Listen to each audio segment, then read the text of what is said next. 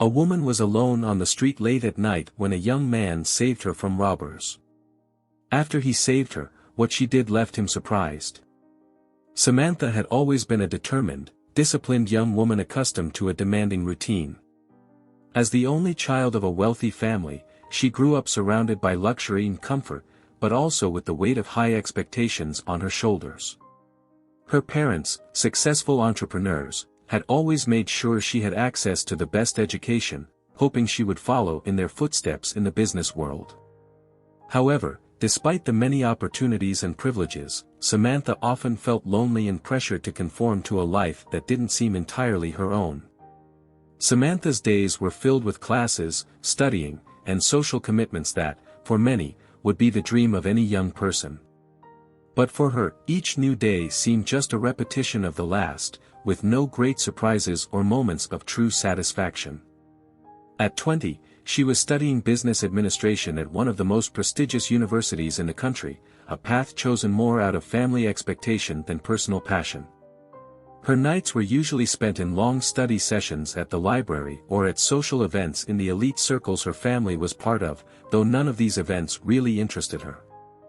On that particular night, Samantha had spent hours at the university, immersed in books and notes, preparing for a series of upcoming exams. The accumulated fatigue of the week weighed heavily on her shoulders, and all she wanted was to get home, take a hot shower, and finally rest. The library was almost empty when she decided it was time to leave. She gathered her belongings, silently thanked the tranquility of the environment, and walked toward the parking lot, where her car was waiting for her. The parking lot was almost deserted, the neon lights casting long and unsettling shadows on the asphalt. Samantha got into her car, started the engine, and prepared for the short drive home. The route was familiar, having driven it countless times before, and at that time of night, the traffic was practically non-existent. Driving through the quiet streets of the city, she began to relax, feeling the relief of being so close to her home. However, as she made a sharp turn a few blocks from her house, something unexpected happened. The car's engine started to sputter, making a strange and irregular noise. "What's happening?" Samantha murmured to herself, trying to stay calm. She pressed the accelerator, but the car didn't respond as it should. Suddenly, the engine died completely, and the car slowed down until it came to a stop by the side of the road. Frustrated, Samantha tried to restart the car several times, turning the key in the ignition with a growing sense of desperation. Each attempt resulted only in a dull click, followed by the disconcerting silence of the night. Why did this have to happen now, she thought, feeling a wave of exhaustion and irritation wash over her. She looked around, realizing that the street was completely deserted, the houses around her shrouded in darkness with no sign of movement. After a few minutes of weighing her options, Samantha decided it wasn't worth waiting for a tow truck. She was only a few blocks from her home, and although the walk wasn't short, it seemed safe enough. "I can walk there," she said to herself, grabbing her bag and getting out of the car. After locking it, she began walking along the sidewalk, the sound of her footsteps echoing uncomfortably through the empty streets. The cold night wind blew gently, causing Samantha to huddle a bit deeper into her coat. The tranquility she usually appreciated in the neighborhood now felt somewhat menacing. As she walked, she felt a slight sense of unease growing in her chest, but she tried to ignore it. "I'm almost home," she repeated to herself, quickening her pace. Then, as she turned a corner, Samantha noticed something that made her heart race. Two men were on the opposite side of the street, walking in the same direction as her but at a safe distance. However, there was something about the way they were watching her that made her deeply uncomfortable. It can't be anything, she thought, but anxiety was already beginning to take hold of her mind. Not wanting to appear frightened, she sped up, trying to distance herself from them, but the men also increased their pace, as if they had noticed her intention. Samantha felt fear rising within her. Her thoughts scrambled as she tried to stay calm, but the presence of those men just a few meters away made each second feel like an eternity. She knew she was in a dangerous situation, and the quiet of the night was now turning into a scene straight out of a nightmare. She was alone, vulnerable, and the few blocks to her home seemed like an endless journey. Samantha barely had time to react and the two men caught up with her. One of them, with a malicious grin on his face, grabbed her bag forcefully and shouted, "Let go of that, now."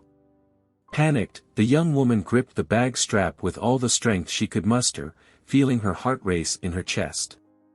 "Please, let me go," she begged, pulling the bag back, trying to free herself from the situation. But the men didn't relent, pulling even harder, their shouts echoing through the empty streets. At that moment, out of nowhere, Gary appeared, running along the sidewalk. He came from afar, shouting with all his might, "Leave her alone." Without hesitation, as he approached, he delivered a powerful kick to one of the men, who fell to the ground with a groan, his head spinning from dizziness but still conscious.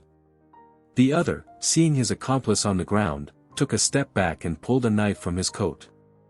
The glint of the blade under the weak streetlight made Gary and Samantha instantly serious, aware of the danger they still faced. The man with the knife advanced, determined to intimidate. "You're going to regret getting involved," the man said, raising the weapon to strike. Gary, alert and agile, dodged at the last second but didn't fully escape the attack. The blade grazed his arm, making a shallow cut but enough to make blood start flowing. Despite the pain, Gary didn't hesitate. He landed a direct punch to the attacker's stomach, who stumbled, dropping the knife on the ground. Seizing the opportunity, Gary pushed the man away, who, realizing the shift in the situation, decided to run before things got worse. The accomplice, who was still recovering from the fall, quickly followed, both disappearing into the darkness of the streets. Samantha was trembling, still in shock from what had just happened. Gary, breathing heavily, turned to her and asked, "Are you okay?" Samantha, with a shaky voice, replied, "Yes, thanks to you. Thank you so much." It was then that she noticed the blood trickling from Gary's arm. "You're hurt," she exclaimed, her concern evident. Gary looked at the wound, shrugging as if it were nothing. "It's just a superficial cut, I'll be fine," he said, trying to downplay the situation. Samantha, however, was not convinced. "Do you live nearby? I can help you with that," she insisted. He shook his head. "No, I don't live around here. I'm just making a delivery, I work as a delivery driver. When I saw what was happening, I left my bike over there at the corner and ran to help." He pointed in the direction where his bike was parked. Feeling a mix of relief and gratitude, Samantha saw that Gary was preparing to leave. "Wait," she said, before he could walk away. "Could you come with me to my house? I'll put a bandage on your arm, and you don't have to leave like this." There was something in the way she spoke, a sincere request, that made Gary stop and reconsider. "Sure, I can walk you," he agreed, nodding. "I'll just get my bike." He returned to where he had left it, while Samantha waited for him. When he came back, he pushed the bike alongside her, explaining, "I don't have an extra helmet, so I'll have to push it to your house." Walking side by side, they talked about what had happened. "My car broke down a few blocks from here," Samantha explained, still recovering from the shock.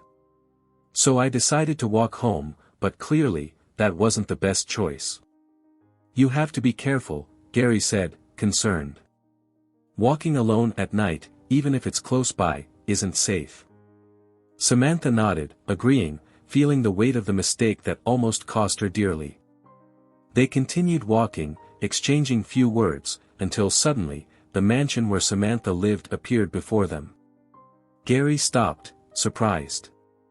"You live here?" he asked, incredulous, looking at the large and imposing house in front of him. Samantha laughed, a light sound that cut through the lingering tension. "Yes, I live here," she confirmed, pulling the gate remote from her bag. She pressed the button, and the iron gate began to open slowly. "Come on, you can leave the bike inside, that way, it won't be at risk." Gary agreed, pushing the bike onto the property, while Samantha accompanied him.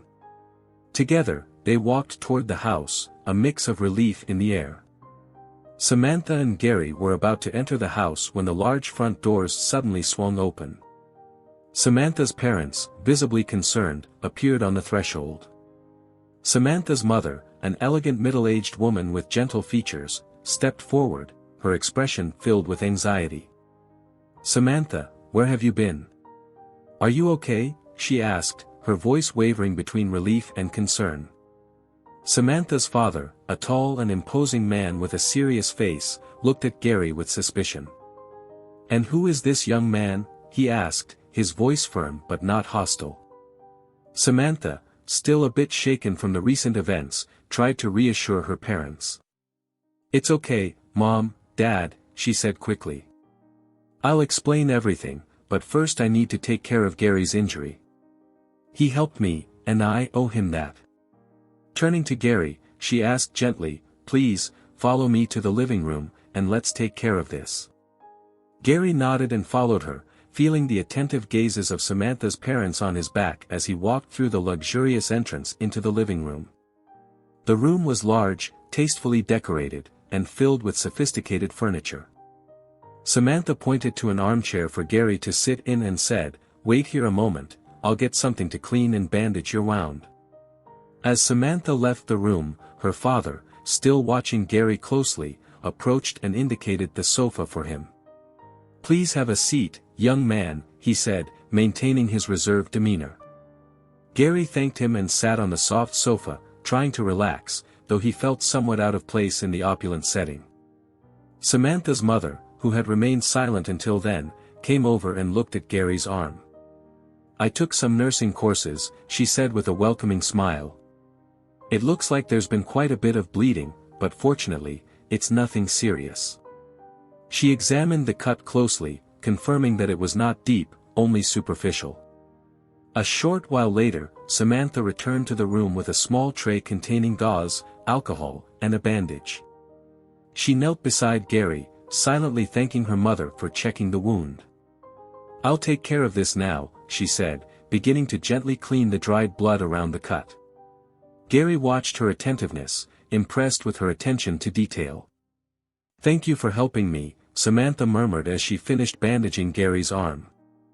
"I don't know what would have happened if you hadn't shown up." Gary smiled slightly, trying to hide his discomfort at being treated with such care. "It was just luck that I was in the right place at the right time," he replied modestly. Once the bandage was done and everything was in order, Samantha's father approached, still curious about what had happened. "Now, Samantha, can you tell us what happened? We're worried." Samantha stood up and sighed, preparing to recount the events of the night. "Sure, Dad," she began. "It all started when my car broke down a few blocks from here." She then proceeded to detail everything that had occurred. From the moment her car began having problems to her decision to walk home, the encounter with the two men, and how Gary appeared just in time to help her. Samantha spared no details, narrating each moment with precision, while her parents listened in silence, visibly shocked and grateful that everything had ended well. Samantha's parents listened in silence as she recounted the entire story, their faces shifting between relief and concern.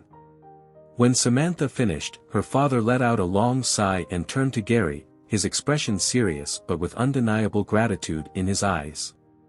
"Young man, I can't express how grateful I am," he said, his voice a bit softer than before.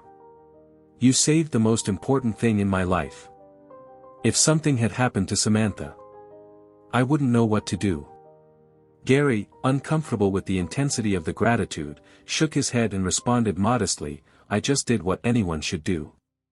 I couldn't stand by and let someone hurt a woman on the street." Samantha's father nodded, but there was still evident concern on his face. He turned to his daughter, his tone shifting from gratitude to reproach. "Samantha, why didn't you call me when the car broke down? Something much worse could have happened.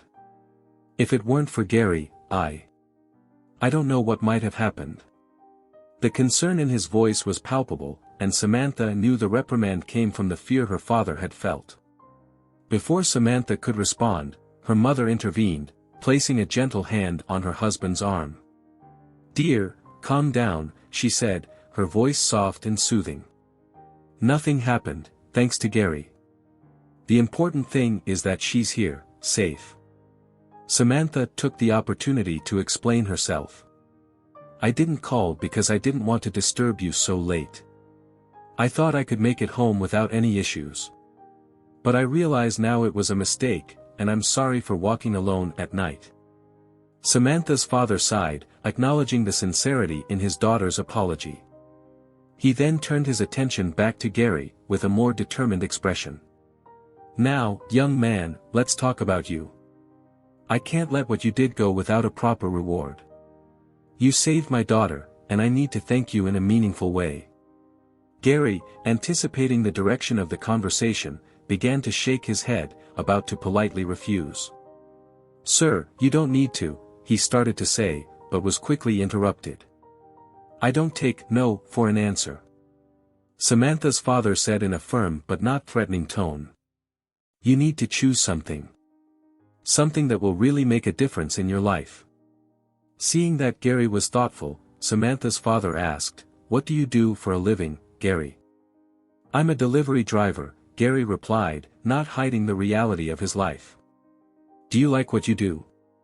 Samantha's father asked, clearly already formulating a plan. Gary hesitated for a moment before answering honestly, No, sir, but it's what I have to do to survive. Samantha's father smiled as if he had been expecting this response. Well, I think I have an idea. How would you like to work for me at my company? I'll guarantee a good salary, a stress-free job, and, of course, a new bike for saving my daughter. Gary was astonished by the offer. He had never imagined that something like this could happen to him, especially after a night that had started out so ordinary. I accept, he said quickly, still trying to process the magnitude of the opportunity being offered. It would be a great chance to improve my life. Thank you so much. Samantha's father smiled with satisfaction. You don't need to thank me, Gary. It's the least I can do for the man who saved my daughter. And so, the night that began with fear and uncertainty ended with an unexpected twist. Gary started working for Samantha's father at the family company, receiving not only a job that provided stability but also a new bike as a symbol of the family's gratitude. Over time, Gary became a regular presence in the family's life, frequently invited by Samantha's father for visits and conversations, a bond forged in a moment of danger that brought out true kindness and courage. If you enjoyed this story, don't forget to subscribe to the channel, leave a comment, give it a like, and activate the notification bell so you don't miss any of our upcoming videos. See you in the next story.